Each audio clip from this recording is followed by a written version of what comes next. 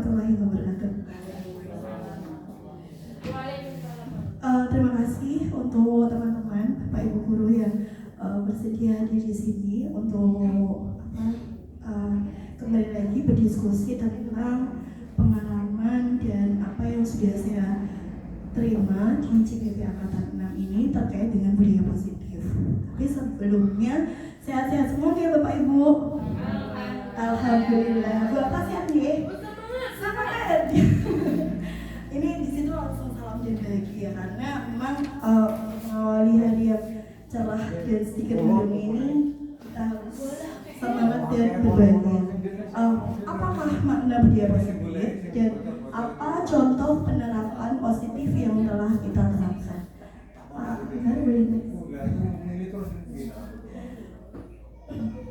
Budaya positif di sekolah itu nilai-nilai dan kebiasaan-kebiasaan di sekolah yang berpihak pada peserta didik agar mereka dapat berkembang menjadi pribadi yang kritis, penuh hormat, dan bertanggung jawab. Jadi budaya positif itu selalu hal yang positif. Ketika ada budaya positif, berarti suatu hal yang itu kebiasaan yang bisa kita lakukan hingga akhirnya menjadi rutinitas dan menjadi budaya. Itu terkait dengan budaya positif di sekolah. Saya yakin Bapak Ibu sudah mempraktekannya di dalam kelas, di luar kelas, ataupun di dalam keluarga bersama anak-anak, bersama suami dan sebagainya. Pasti sering melakukan apa itu budaya positif. Di sini perubahan paradigmanya, filosofi pendidikan Gajah Dewantara. Kita tahu Bapak Ibu semuanya bahwa filosofi pendidikan Gajah Dewantara adalah salah satu hal yang mendasar yang menjadikan falsafah dasarnya kurikulum merdeka itu tercipta. Di sini bahwa kita tahu semua anak itu terlahir dengan bakatnya masing-masing dan unik. Berarti walaupun mungkin bakat anak itu kan berbeda-beda ya, ada yang pandai menyanyi, ada yang mahir menulis, ada yang bisa bercerita, ada yang bisa melakukan suatu hal misalkan menari. Itu kan setiap anak-anak mungkin bakatnya itu berbeda-beda karena memang semua anak itu terlahir dengan bakatnya masing-masing. Jadi tugas guru adalah menuntut bakat tersebut agar anak itu tumbuh dengan selamat dan bahagia. Jadi ibaratnya itu kita sebagai pendidik itu seperti yang disampaikan Pak Yon kemarin, bahwa kita sebagai pendidik itu ibaratnya petani Bapak Ibu. Jadi ibaratnya itu anak itu misalkan dia bibit jagung ya. Bibit jagung itu ketika nanti dirawat, diberi tanah yang subur, disiram dan sebagainya, itu akan menjadi bibit yang unggul. Sekalipun itu bibit jagungnya itu nggak berkualitas, tapi ketika bibit jagungnya itu udah berkualitas, tapi kondisi tanahnya tidak tidak sesuaikan, terus tidak pernah kita siram, tidak pernah kita rawat, kira-kira apa yang terjadi Bapak Ibu? Yaitu bibitnya akan menjadi tidak unggul. Jadi poinnya adalah di filosofi pendidikan Gajah Dewantara itu ada juga kodrat alam dan kodrat zaman. Kodrat alam itu memang kemampuan anak yang memang dibawa sejak lahir, termasuk bakat, minat dan sebagainya. Tapi kalau kodrat zaman itu berkaitan dengan perkembangan teknologi yang mungkin sekarang dulu sebelum pandemi itu kita masih menggunakan metode ceramah atau metode yang lain yang tidak memanfaatkan teknologi. Tapi karena kita sebagai pendidik, kita juga harus mengikuti kodrat zaman yang ada. Dan lagi, terakhir adalah filosofi pendidikan Gajah Dewantara berpihak pada anak. Jadi di sini perubahan paradigma untuk membangun budaya yang positif, sekolah perlu menyediakan lingkungan yang positif, aman dan nyaman agar apa? Agar murid-muridnya itu mampu berpikir, bertindak dan mencipta dengan merdeka, mandiri dan bertanggung jawab. Kita tahu bahwa Gajah Dewantara adalah poinnya adalah tidak hanya berpikir saja, tapi berpikir, bertindak dan mencipta. Jadi di sini lazimnya disiplin itu dikaitkan dengan kontrol. Dalam hal ini kontrol guru dalam menghadapi murid. Next. kasih di sini perubahan paradigma teori kontrol. Jadi berikut ini adalah paparan dari William Glasser. Ini salah satu psikologi yang diambil di mana kontrol teorinya itu meluruskan miskonsepsi tentang kontrol, Bapak Ibu. Di sini ilusi guru itu mengontrol murid. Jadi bahwa seperti kayak kemarin yang dipraktekkan Pak Wit itu ya, jadi menggenggam telapak tangan. Jadi ketika kita sudah menggenggam, kita tidak bisa memaksakan orang lain untuk membuka. Kalau tidak, sama kayak kita sendiri.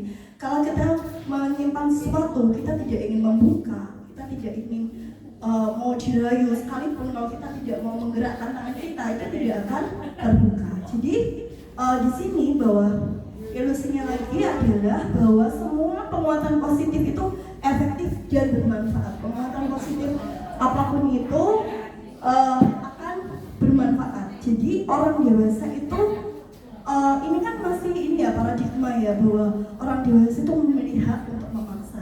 Itu kan sebenarnya tidak diperkenankan. Di sini seperti tabel itu Bapak Ibu yang bisa kita lihat di depan itu adalah perubahan paradigma stimulus respon ke teori kontrol. Bisakah kita mengontrol seseorang? Di situ ya, stimulus responnya kita mencoba mengubah orang agar berpandangan sama dengan kita. Kira-kira bisa nggak semua orang itu memiliki pandangan sama seperti kita? Pak, menurut Pak Dola itu bisa nggak? Itu misalkan mengubah pemikiran orang agar bisa sama dengan Pak Sadula. Itu mungkin apa nggak menurut Pak Sadula? Mungkin ya? Mungkin ya kalau menurut Pak Sadula. Sama persis loh ya. Misalnya Pak Sadula memberikan mengubah orang berpandangan seperti Pak Sadula. Tidak mungkin ya. Terus teori kontrolnya itu berarti kita berusaha untuk memahami pandangan orang lain, tentunya yang pandangannya berbeda dengan kita tentang dunia. Terus stimulus respon lagi, ketika perilaku buruk itu dilihat sebagai suatu kesalahan. Jadi ketika misalkan contohnya apa ya, ketika anak terlambat itu berarti dia dianggap itu suatu kesalahan. Tapi teori kontrolnya bahwa semua perintah itu memiliki tujuan. Terus lagi stimulus respon ketiga, orang lain itu bisa mengontrol saya. Kalau menurut Bu Afi gimana? Kalau orang lain bisa mengontrol saya, pendapat betul? Kalau itu tidak keinginan dari Bu Afi, mungkin nggak? Ya, betul ya. Jadi stimulus respon orang lain itu tidak bisa mengontrol saya karena hanya diri kita lah sendiri yang bisa mengontrol diri sendiri. Jadi misalkan apa ya, contohnya mengontrol orang lain itu kalau orang sendiri itu tidak mau, pasti ya tidak akan bisa. Terus stimulus respon ke 5 yaitu pemaksaan ada pada satu saat tujuan gagal. Jadi misalkan ini, itu mungkin nggak ya, misalkan pemaksaan ada pada saat tujuan gagal. Ketika kita membujuk seseorang itu bisa dengan memaksa, bisa nggak? Kalaupun orang itu tidak mau dibujuk 1000 kali, tetap saya yakin tidak akan bisa. Dan stimulus respon yang terakhir adalah model berpikir menang atau kalah. Jadi model berpikir menang atau kalah itu menurut saya tidak sesuai ya Pak Ibu. Jadi saya tanya Pak, kasih apa makna disiplin? Nah di sini kata disiplin sering dikaitkan dengan tata tertib, teratur, dan kepatuhan pada peraturan. Jadi kata disiplin juga sering dihubungkan dengan hukuman. Padahal itu sungguh berbeda karena belajar dengan disiplin tidak harus dengan memberi hukuman. Justru itu adalah salah satu alternatif terlahir dan kalau perlu tidak digunakan sama sekali. Jadi dalam proses pembelajaran untuk mewujudkan disiplin itu kalau bisa kita menghindari yang namanya hukuman. Saya selanjutnya ya, jadi Wantara itu menyatakan seperti ini Bapak Ibu, bahwa untuk mencapai kemerdekaan atau dalam konteks pendidikan kita saat ini, yaitu untuk menciptakan murid yang merdeka, syarat utamanya adalah harus ada disiplin kuat. Disiplin yang dimaksud adalah disiplin diri yang memiliki motivasi internal. Jadi ketika kita mengubah murid kita atau orang lain untuk disiplin, misalkan ini karena ini konteks pendidikan ya, misalkan kita menginginkan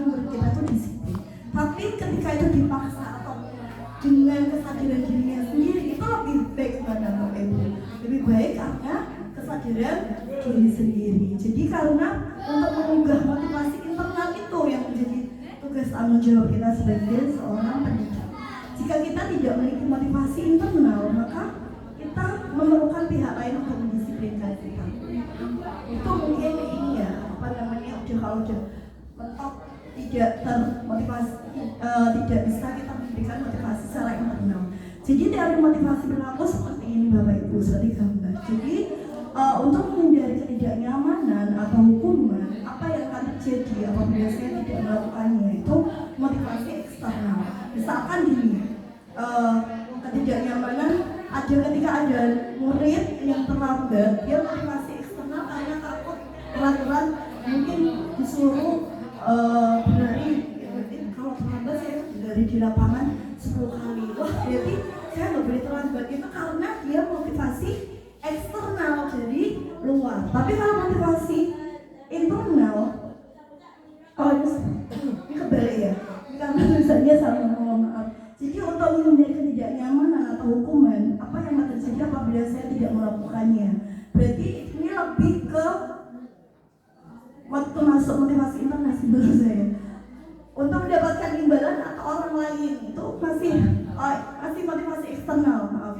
Untuk mendapatkan imbalan dari orang lain. Jadi ketika tadi karena takut mendapatkan hukuman itu termasuk motivasi eksternal. Di sini karena ingin mendapatkan imbalan. Wah, nanti kalau misalkan saya bisa mengerjakan tugas dengan tepat waktu, nanti biar saya dikasih dia sama untung misalkan, seperti itu.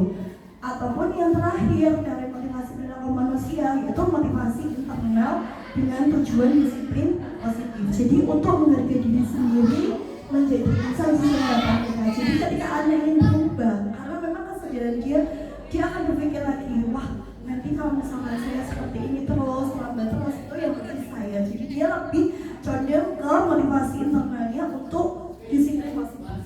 Selanjutnya, di sini keyakinan kelas, hukuman dan penghargaan. Seperti yang pernah kita ulas kemarin sebelumnya bahwa keyakinan kelas, hukuman dan penghargaan.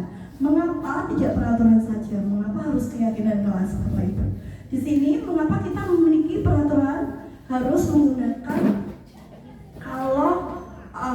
harus menggunakan bilang mengendarai kendaraan roda 2. Misalnya gini, mengapa kita harus memiliki peraturan bahwa harus menggunakan SIM bila mengendarai kendaraan roda 2? Terus ada lagi stimulus pertanyaan lagi, mengapa kita memiliki peraturan 3M, menggunakan masker, mencuci tangan, dan menjaga jarak 1,5 meter.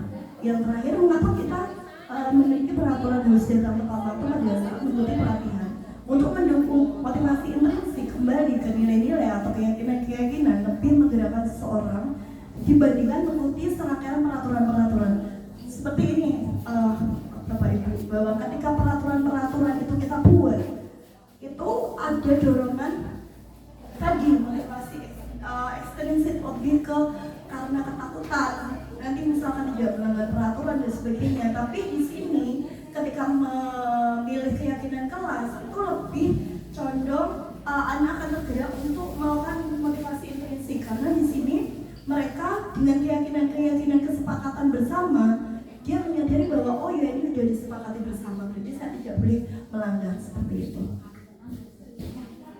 Keyakinan kelas. Di sini keyakinan kelas adalah nilai-nilai kebajikan atau prinsip-prinsip universal yang disepakati bersama secara universal, lepas dari latar belakang suku, negara, bahasa maupun agama.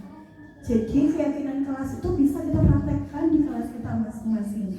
Misalkan di kelasnya pelajaran PAI ya Pak, ya. Misalkan itu bisa, misalkan nanti di awal pembelajaran anak-anak harus misalkan membaca Al-Quran dulu atau membacakan surat-surat ayat pendek itu, tapi dengan kesepakatan murid semua Pak. Misalkan Pak Saudara mengajar di kelas 9A, berarti kesepakatan anak-anak juga mengetahui kesepakatan itu. Jadi tidak hanya peraturan dibuat, bukan peraturan kayak apa ya, sesuatu yang telah ditentukan oleh Pak Dula, tapi karena keyakinan murid-murid semua. Jadi seperti itu. Kalau menurut dosen itu suatu keyakinan akan lebih memotivasi seseorang dari dalam.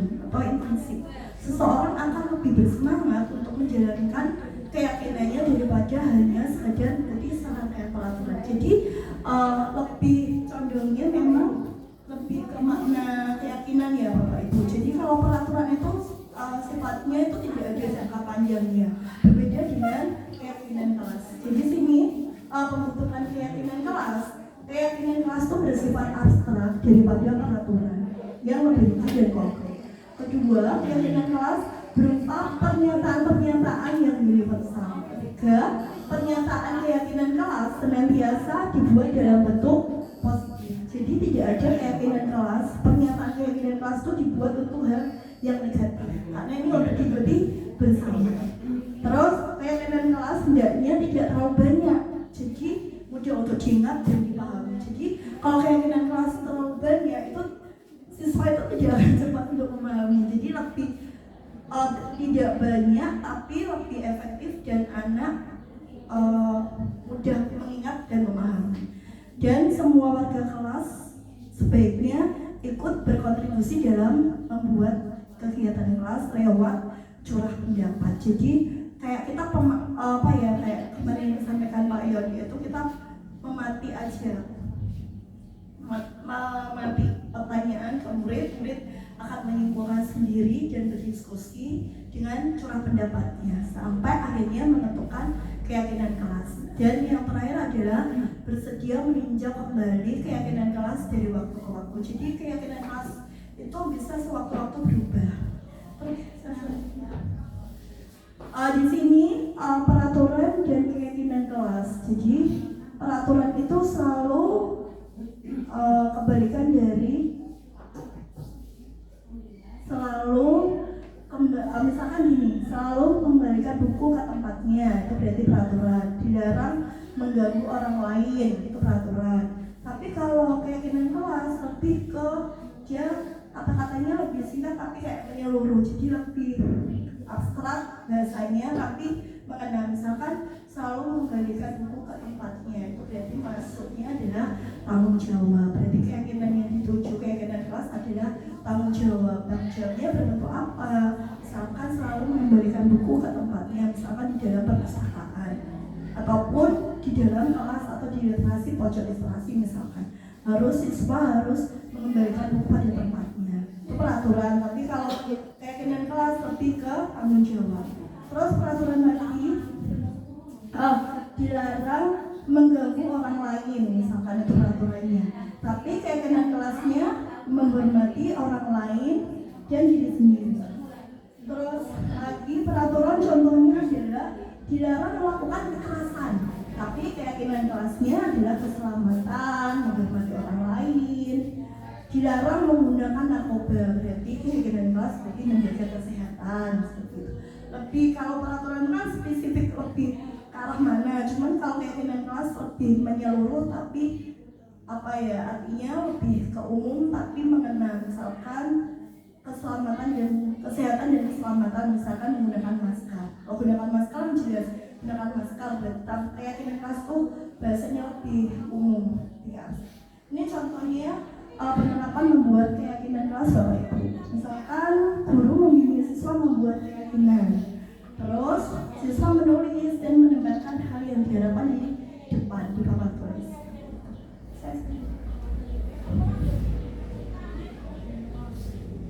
Contoh penerapan membuat keyakinan kelas ini masih sama seperti itu. Jadi ketika guru dan siswa sudah merampung keyakinan kelas itu untuk dijadikan kesepakatan kelas dari tulisan-tulisan yang ditempel di depan, apa yang diambil kesepakatan bersama apa. Jadi guru dan siswa menandatangani kesepakatan kelas yang telah dibuat. Jadi ketika sudah ditentukan beberapa poin, mungkin ada sama keyakinan kelas dengan murid, diambil satu, saya itu ditempel dan guru dan siswa menandatangani kesepakatan kelas yang telah dibuat. Terus ini lagi selanjutnya adalah dihukum oleh penghargaan. Misalkan gini anak-anak, saya sedikit. Misalnya gini Bapak Ibu, maaf.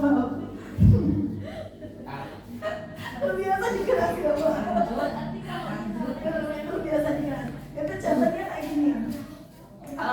Misalkan memberi memberi dukung tapi dengan penghargaan. Misalkan apa ya contohnya ini ketika besok kalau misalkan Mbak Tati besok Mbak Tati kalau tidak terlambat nanti diberi hadiah sama mereka, hadiahnya adalah begitu. Jadi anak itu terdorong melakukan disiplin karena untuk mendapatkan penghargaan seperti itu. Terus kalau penghargaan itu jangka pendek dan jangka panjang. Kalau penghargaan hukum itu misalkan apa ya? Contohnya penghargaan tapi itu sifatnya itu menghukum. Terus penghargaan untuk mengurangi ketepatan. Penghargaan itu tidak efektif dan penghargaan itu kadang merusak hubungan. Saya selanjutnya Pak. Tindakan guru, misalkan ini ada beberapa ini ya Bapak Ibu.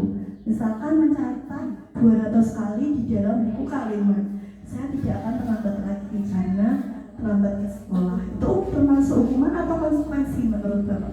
Menurut Bu Fresi itu hukuman apa konsekuensi? Misalkan mencatat 200 kali di dalam buku dengan menuliskan kalimat saya tidak akan terlambat lagi, itu termasuk hukuman. Ya, terus sekali. Itu termasuk hukuman karena tidak nyambung dengan keterlambatan siswa. Terus misalkan lari mengelilingi lapangan basket 2 kali karena terlambat hadir di sekolah. Itu ternyata ada jawabannya. Terus lagi murid disuruh untuk mengenakan sepatu seharian di sekolah karena ini tidak ya maksudnya tidak menggunakan sepatu seharian di sekolah karena tidak menggunakan sepatu putih misalkan, itu berarti hukuman. Jadi kalau membersihkan tumpahan air di meja tulis karena kesenggol pada saat belajar itu berarti konsekuensi karena dia sudah menjatuhkan. Apa konsekuensinya yang membersihkan tadi tumpahan air di meja tulis. Terus ada lagi misalkan teman sebelahnya mencoret-coret buku tulisannya temannya, berarti temannya harus mengganti. Itu bukan hukuman tapi konsekuensi. Sama seperti pelajarannya Pak Nafi, misalkan lari mengelilingi lapangan basket 2 kali karena terlambat 10 menit untuk pelajaran PJOK. Itu kan nyambung ya, lari dengan pelajaran PJOK. Jadi itu bersifat konsekuensi. Selanjutnya, di perbedaan hukuman dan konsekuensi. Di sini hukuman adalah sesuatu yang menyakitkan harus terjadi. Tapi kalau konsekuensi adalah sesuatu itu harus terjadi. Dan hukuman itu membuat anak sakit ya. Sakit itu sakit bisa fisik ataupun sakit hati untuk jangka waktu yang lama. Tapi kalau konsekuensi itu membuat anak merasa tidak nyaman dalam jangka waktu pendek. Dan kalau hukuman itu bersifat paksaan, tapi kalau konsekuensi adalah stimulus tanggapan. Jadi kalau hukuman itu mendorong anak untuk menyakiti diri sendiri, tapi kalau konsekuensi mendorong anak agar mudah menyesuaikan diri. Jadi berbeda sekali antara hukuman dan konsekuensi. Jadi lebih bagus sedikit konsekuensi daripada hukuman. Nah ini yang saya selanjutnya adalah kebutuhan dasar manusia. Seperti yang kemarin disampaikan Bu Vivi bahwa kebutuhan dasar manusia adalah ada 5. Yang pertama adalah cinta kasih. Yang kedua adalah kesenangan. Yang ketiga adalah penguasaan. Yang keempat adalah kebebasan. Yang pertama adalah kebutuhan seperti pangan, bertahan hidup, survival itu bertahan hidup. Jadi kalau misalkan seseorang anak, misalkan salah satu contohnya saya aja contohnya ketika saya mungkin anak saya mungkin contohnya anak saya itu kan ingin diperhatikan, ini kasih sayangnya, kebutuhan kasih sayang itu lebih menonjol, itu ditunjukkan misalkan akan melakukan protes ketika dia tidak diperhatikan atau melakukan kegiatan yang berlebihan dengan tujuan untuk agar orang tuanya marah. Nah, itu sebenarnya dia adalah yang dibutuhkan adalah adalah kasih sayang. Atau murid mungkin yang di kelas itu ya bapak ibu yang tidak mau bisa duduk tenang, selalu berpindah-pindah tempat duduk, padahal sedang proses pembelajaran di kelas. Kadang-kadang belum selesai pembelajarannya di luar, disuruh masuk. Ya itu berarti kebutuhan kebebasannya. Kebutuhan dasar yang mereka inginkan itu adalah kebutuhan kebebasan. Slide selanjutnya. Jadi ada salah satu contoh seperti ini. Ibu Ani, guru kelas 5 di SD Pelitahan, sedang bingung menghadapi salah satu murid di kelasnya namanya Agus.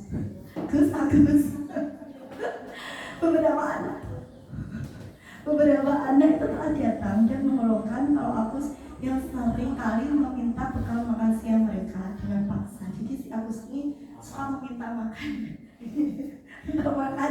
bekal temannya. Jadi jika Anda menghadapi situasi seperti Ibu Ani ini, apa kira-kira yang akan Ibu Bapak lakukan? Di sini dalam konteks penerapan disiplin positif, Ibu Ani sebaiknya mencari tahu alasan kenapa Agus itu melakukan tindakan tersebut. Kenapa Agus suka meminta makanan pada temannya dengan paksaan. Terus kebutuhan untuk mengetahui kebutuhan mana yang sedang berusaha Agus penuhi. Kebutuhan survivalkah?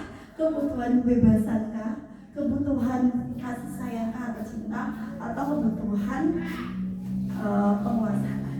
Apabila jawaban Agus karena dia lapar, maaf ibu, saya tuh lapar, orang tua saya tidak pernah memberikan bekal, misalnya tidak pernah memberikan sarapan pagi, berarti kebutuhannya adalah untuk bertahan hidup Bapak Ibu. Dan kita, posisi kontrol kita itu apa? Menanyakan lagi kepada si Agus itu, bahwa jawabannya dia belum makan. Terus mungkin kita solusinya adalah kenapa ibunya tidak sempat, apakah ibunya bekerja atau mungkin dia ikut neneknya atau apa, itu kan kita gali terus. Terus lagi misalkan apabila jawaban Agus misalkan gini, wah saya senang Bu kalau misalkan saya seperti itu tuh serasa teman itu memperhatikan saya. Apalagi kalau teman-temannya tuh dari mengajar saya gara-gara saya mengambil makanannya, itu saya merasa diperhatikan loh Bu, misalkan jawabannya seperti itu. Berarti kebutuhan si Agus ini bukan lagi survival tapi cinta dan kasih sayang, dia ingin diperhatikan. Terus kalau jawabannya Agus, wah saya tuh merasa hebat Bu kalau bisa berhasil mengambil bekal teman saya, apalagi dengan saya memaksa. Berarti kebutuhannya adalah penguasaan atau pengakuan atas kemampuannya tadi dengan cepat mengambil bekal temannya. Tapi kalau apabila Agus menjawab, wah saya tuh bosan Bu dengan berada di tidak yang dibawa ibunya, ibu saya tuh bekalnya itu saja tidak enak, tapi kok teman saya tuh bekalnya enak, ya sudah Bu saya ambil misalkan. Itu berarti kebutuhannya adalah kebutuhan kebebasan atau kebutuhan akan pilihan. Terus kalau jawabannya Agus kayak gini, Gus kamu kenapa mengambil bekal teman kamu? Wah saya tuh iseng aja Bu, iseng saja Bu. Tapi kalau dia mengamati ekspresi wajah temannya yang kesal itu karena dia ambil makanannya, itu berarti kebutuhannya adalah kesenangan. Jadi dia tuh senang kalau temannya tuh kesal karena bekalnya diambil sama si Agus tadi. Wah saya tuh senang Bu kalau teman saya tuh ekspresinya kesal Bu, itu saya wah senang banget, itu senang sekali kalau lihat temannya kesal. Berarti itu kebutuhannya adalah kesenangan. Jadi tergantung, misalkan yang terjadi di kelas, misalkan Pak Akbar menjelaskan kepada itu Tati misalkan, dan Tati itu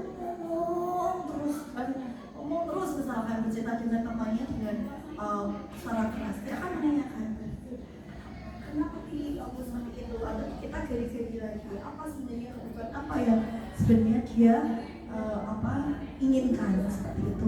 Selanjutnya nah di sini seperti yang sama kemarin kita selalu ya, itu 5 posisi kontrol. Yang pertama adalah karena tulisannya kecil. Yang pertama adalah posisi identitas dan untuk sukses. Kontrol diri ini lebih kepada sebagai teman merasa bersalah. Seperti seperti yang kemarin kita pernah bahas ya Bapak Ibu, merasa bersalah, terus sebagai teman, sebagai hukuman dan sebagainya, dan lebih kepada kemerdekaan. Jadi apa itu restitusi? Kali kemarin itu untuk posisi kontrol ya kita bahas, kita lanjut ke restitusi. Restitusi adalah proses menciptakan kondisi bagi murid untuk memperbaiki kesalahan mereka sehingga mereka bisa kembali pada kelompok mereka dengan karakter yang lebih kuat. Itu menurut dosen. Jadi 5 posisi kontrol kemarin itu yang memang ditekankan adalah untuk melakukan restitusi. Pak, saya lanjutnya Pak. Jadi restitusi itu adalah proses menciptakan kondisi bagi murid untuk memperbaiki kesalahan mereka sehingga mereka bisa kembali pada kelompok mereka dengan karakter yang lebih kuat. Salah satu contoh misalkan Dola misalkan. Dola maaf ya, ini kebetulan muridnya namanya Dola. Misalkan Dola sering terlambat untuk mengubah perilaku yang terlambat itu, kita bisa melakukan segitiga restitusi.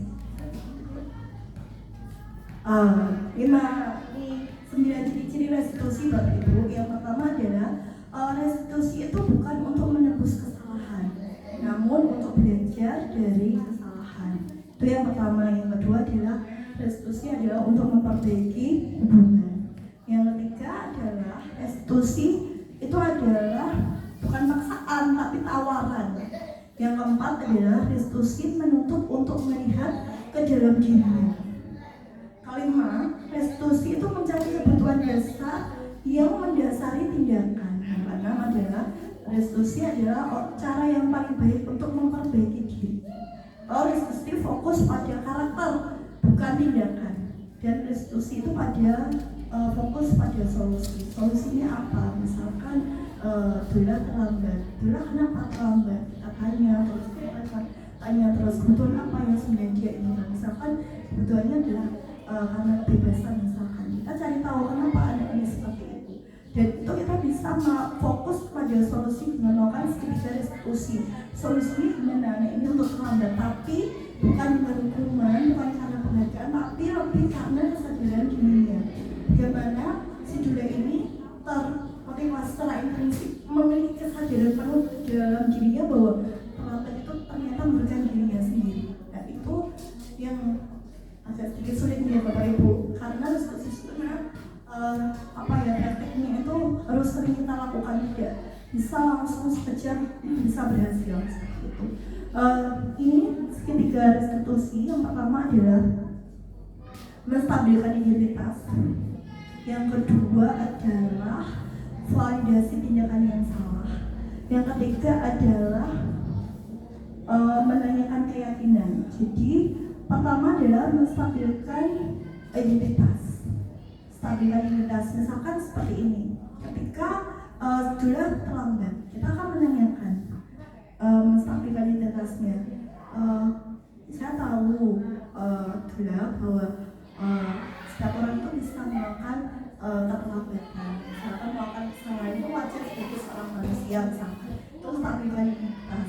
Untuk validasi tindakan yang salah, kira-kira apa yang kamu lakukan itu salah apa betul gitu kan. Ya, terus kita akan memberikan menanyakan kepada murid tersebut.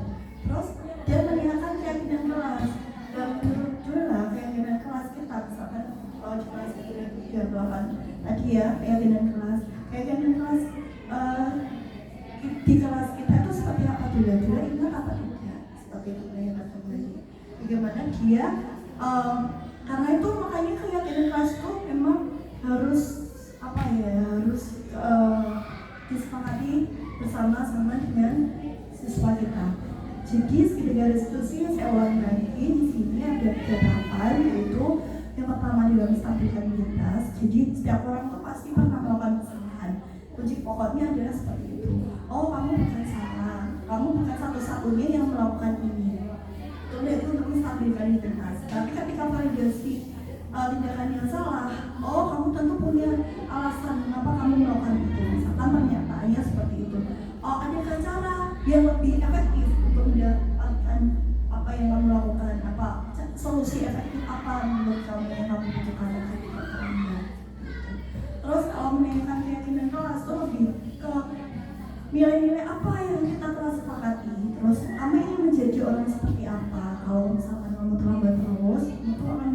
seperti apa. Tapi kami akan keyakinan seperti itu Bapak Ibu sebagai institusi. Selanjutnya, ini beberapa dokumentasi ya.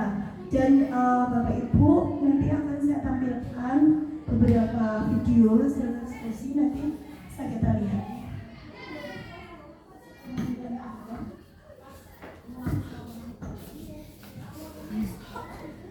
36. Serius dia.